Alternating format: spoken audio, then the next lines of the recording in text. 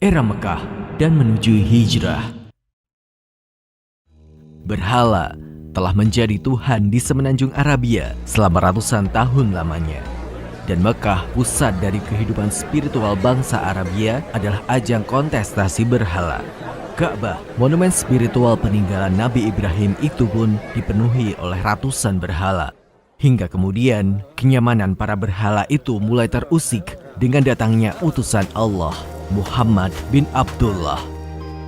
Memasuki kisaran tahun 610 Masehi, Muhammad bin Abdullah telah mendapatkan perintah dari Allah untuk menyebarkan agama Tauhid, sebuah agama yang memerintah umat manusia untuk bersujud kepada Tuhan yang Maha Tunggal. Mekah seketika gempar. Seorang yang dianggap umi atau buta huruf tiba-tiba saja mengabarkan bahwa penduduk Mekah telah menyembah Tuhan yang salah. Dan respon para penduduk Mekah pun hampir sama, menolak keras apa yang disampaikan oleh Muhammad bin Abdullah. Menjalani masa-masa awal tugas sebagai Rasul Allah, Nabi Muhammad mendapatkan pertentangan sedemikian hebatnya dari warga Mekah.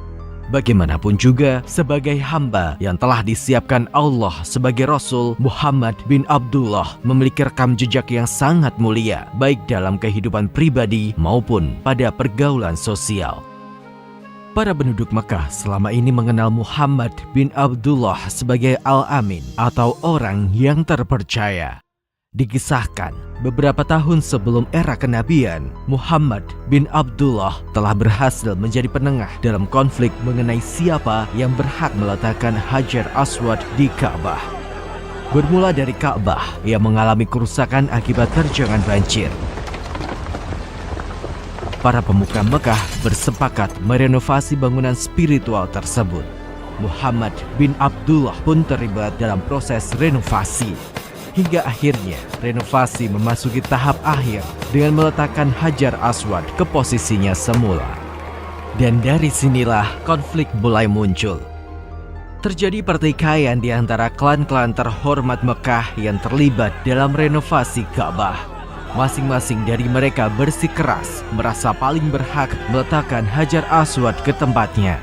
Para pemuka klan bersumpah siap menumpahkan darah jika bukan mereka yang meletakkan Hajar Aswad. Mereka bahkan telah memasukkan tangan ke dalam sebuah cawan yang penuh darah sebagai bukti kebulatan tekad. Konflik itu berlangsung hingga 4 atau 5 hari lamanya. Hingga kemudian Abu Umayyah bin Mughirah berhasil meredam konflik tersebut.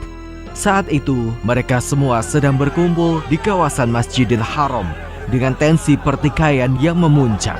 Abu Umayyah mengusulkan agar pertikaian ini diserahkan kepada pihak ketiga, yaitu orang pertama yang memasuki pintu masjid setelah kesepakatan tersebut.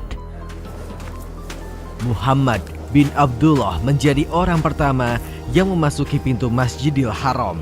Semua yang hadir langsung menyetujuinya. Para tokoh-tokoh utama Mekah itu memiliki rasa hormat yang tinggi kepada sosok Muhammad bin Abdullah muda. Jalan keluar yang diberikan oleh Muhammad bin Abdullah diterima semua pihak dengan lapang dada. Beliau meminta selembar kain dan meletakkan Hajar Aswad di tengahnya. Kemudian beliau meminta perwakilan dari masing-masing klan untuk mengangkat kain tersebut dari pinggirnya. Bersama-sama mereka membawanya ke tempat Hajar Aswad. Selanjutnya, Muhammad bin Abdullah dengan kedua tangannya meletakkan Hajar Aswad di tempatnya semula, dinding Ka'bah.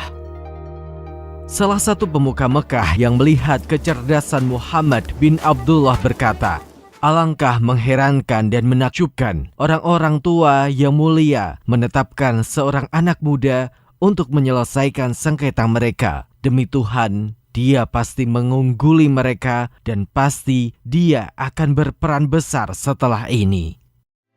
Beberapa sumber sejarah menyebutkan bahwa Muhammad bin Abdullah menengahi konflik tersebut pada usianya yang ke-25.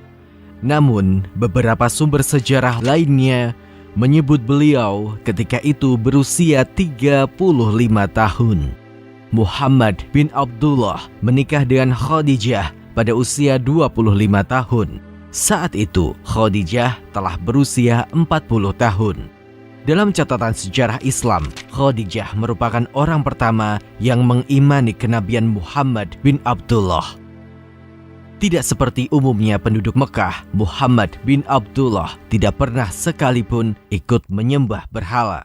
Dan sejak lama, beliau dikenal suka menyendiri pada malam hari di gua sekitar Mekah. Pada 6 Agustus 610 Masehi atau tanggal 17 Ramadan, Muhammad bin Abdullah menerima wahyu pertamanya. Saat itu beliau sedang menyendiri di dalam gua Hira.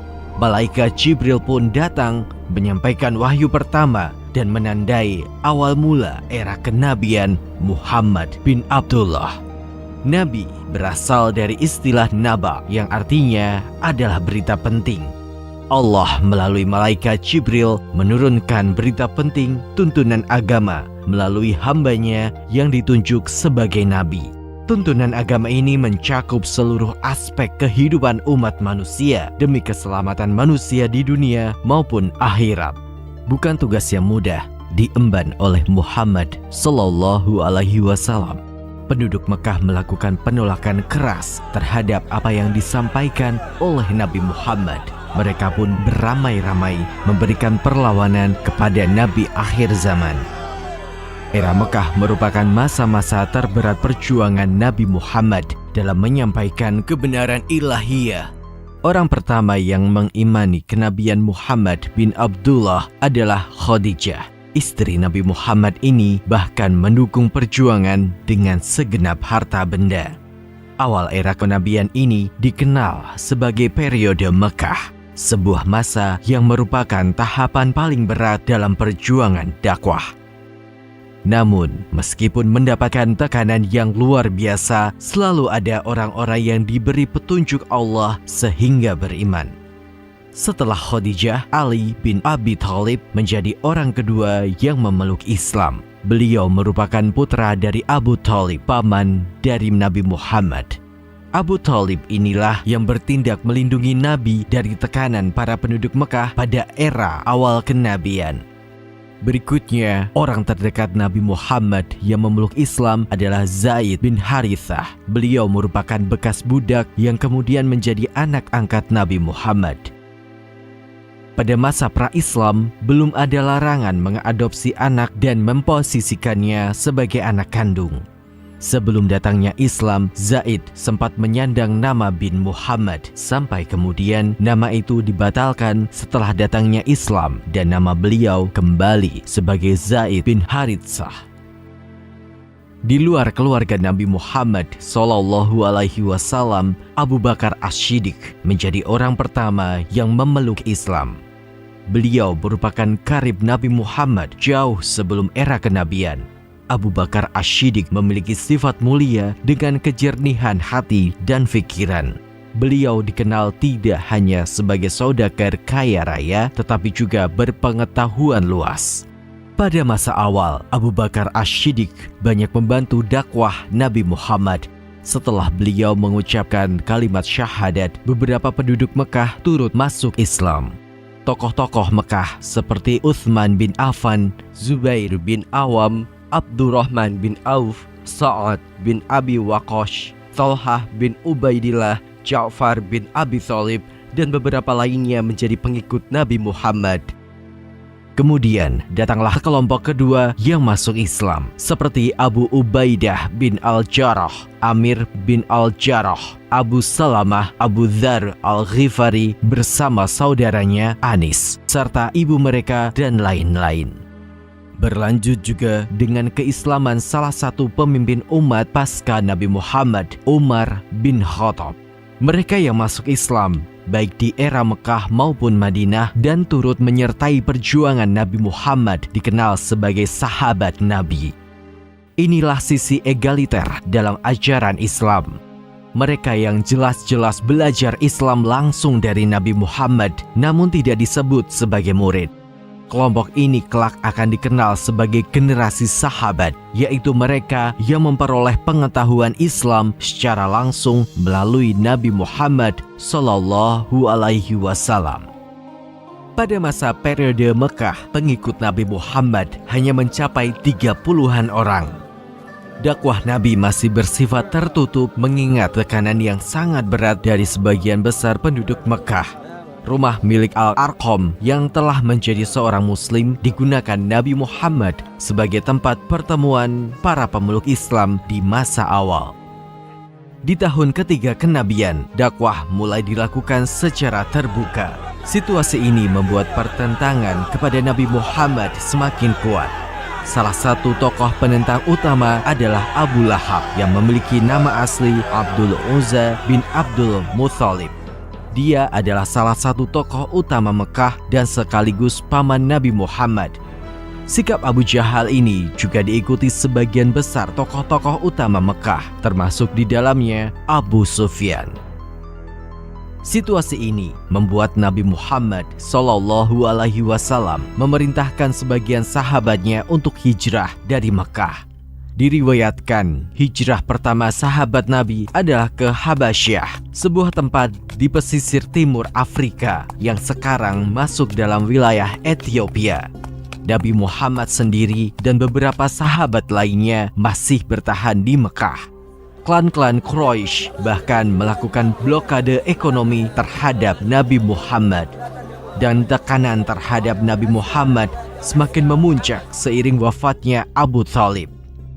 3 hari kemudian, istri Nabi Muhammad, Khadijah, juga meninggal dunia.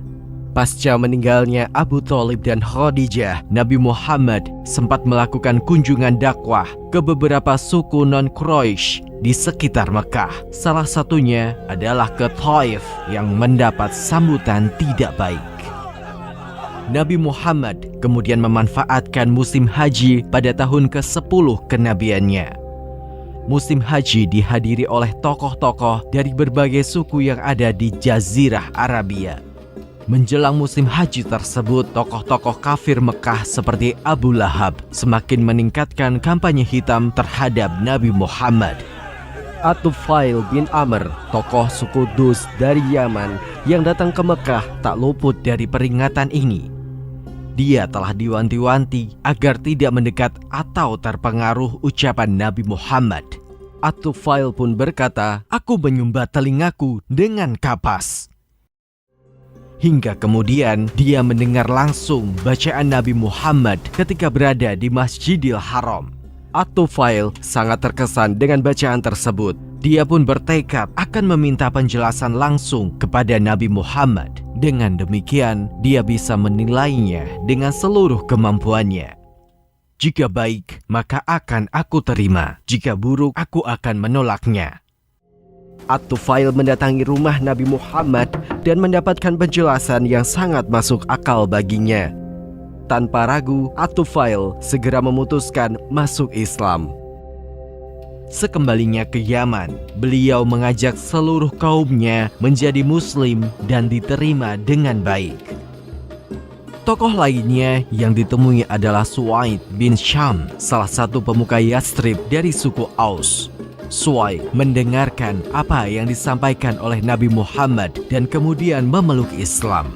Namun, Suwaid meninggal tak lama setelah kembali ke Yathrib karena dibunuh oleh suku Khazraj. Suwaid bin Syam meninggal dalam keadaan Islam. Nabi Muhammad juga menemui delegasi suku Aus yang datang ke Mekah untuk menjalin aliansi dengan suku Quraisy untuk menghadapi suku Khazraj. Tidak ada yang menerima ajakan Nabi Muhammad kecuali seorang remaja yang bernama Iyas bin Mu'adz. Sayangnya, Iyas meninggal tidak lama setelah kembali ke Yathrib. Hingga 2 tahun berikutnya, Nabi Muhammad terus menemui suku-suku non-Quraisy. Beberapa di antaranya adalah Bani Kalb, Bani Hanafiyah, Bani Amir bin Sa'sa'ah, serta klan-klan lainnya. Namun, ajakan-ajakan tersebut berujung pada penolakan. Pada suatu malam, Nabi Muhammad menemui 6 pemuda suku Khazraj yang baru saja datang dari Yathrib. Mereka adalah As'ad bin Zarrarah, Rafi' bin Malik, Qutbah bin Amr, Uqbah bin Nafi' Aun bin Al-Harits, dan Jabir bin Abdillah. Para pemuda tersebut memiliki pemikiran terbuka dan telah bosan dengan perang suku berlarut-larut yang melanda Yathrib. Para pemuda dari Yathrib ini pernah mendengar dari orang-orang Yahudi tentang akan datangnya Nabi akhir zaman. Ketika Nabi Muhammad menemui mereka dan menyampaikan ajaran yang dibawanya, 6 pemuda dari Yathrib ini menyambut dengan sangat baik. 6 pemuda inilah yang akan menjadi bibit penyebaran Islam di Yathrib. Setahun berikutnya, para pemuda Yathrib kembali mengadakan pertemuan dengan Nabi Muhammad. Pada pertemuan lanjutan ini, terdapat 12 orang pemuda Yathrib yang hadir. Selain 6 pemuda yang hadir pada pertemuan pertama, terdapat 7 orang lainnya yang turut bergabung. Dan 2 orang dari 7 orang ini adalah anggota suku Aus. Pertemuan ini berlangsung di Bukit Mina dan mereka mengikat janji setia kepada Nabi Muhammad. Janji setia itu berisi tidak akan mempersekutukan Allah dengan sesuatu apapun, tidak mencuri, tidak berzina, dan tidak membunuh anak-anaknya, tidak berbuat dusta, dan tidak akan mendurhakai Rasulullah dalam urusan kebaikan. Janji setia ini dikenal dengan nama Bai'at An-Nisa atau Aqabah pertama. Sebagaimana diriwayatkan oleh Bukhari nomor 18 dan Muslim nomor 1709. Bersumber dari Ubaidah bin Asyamit radhiyallahu anhu bahwa Rasulullah sallallahu alaihi wasallam bersabda, "Kemarilah dan berbaiatlah kalian kepadaku untuk tidak menyekutukan Allah dengan sesuatu apapun, tidak mencuri, tidak berzina, tidak membunuh anak-anak kalian sendiri, tidak berbuat dusta yang kalian ada-adakan sendiri, tidak mendurhakaiku dalam urusan yang baik. Barang siapa di antara kalian menepatinya, maka pahalanya ada pada Allah. Barang siapa ditimpa sesuatu dari yang demikian itu, lalu ia disiksa di dunia, maka itu merupakan ampunan dosa baginya. Barang siapa ditimpa sesuatu dari yang demikian itu, lalu Allah menutupinya, maka urusannya terserah Allah. Jika menghendaki, Allah menyiksanya, dan jika menghendaki, Allah akan mengampuninya."